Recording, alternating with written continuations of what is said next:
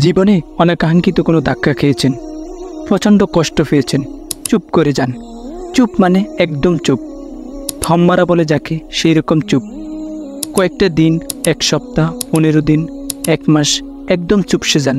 মনে করুন আপনি এই জগতের নন, এই জগতে আপনার কেউই নেই। নিজের মাঝে গুটিয়েছেন, কে কি বলল, কে কি করলো সব কিছু থেকে সরে যান। ঘরে ডাকাত ঢোকার আশঙ্কা করলে মানুষ যেমন নীরব হয়ে যায়, ঠিক তেমনই নীরব হয়ে যান।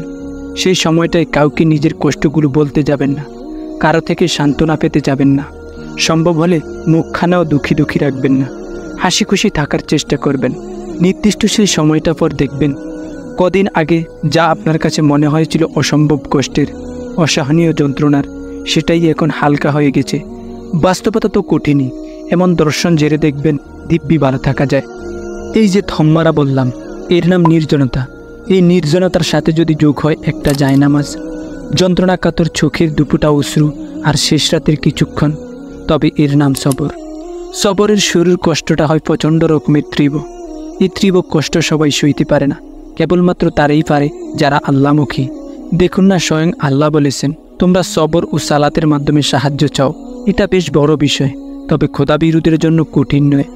খোদাবিরু তারা যারা বিশ্বাস করে যে তাদেরকে আল্লাহর সাথে সাক্ষাৎ করতে হবে এবং তার দিকেই তাদের ফিরতে হবে। তাই এই তীব্র কষ্টের প্রতিদানটাও হয় বড় মিষ্টি। সবরকারীদের স্থায়ী আবাস জান্নাত, যে জান্নাতে যাওয়ার পর আর কখনোই সবরের মতো বিষয় আসবে না।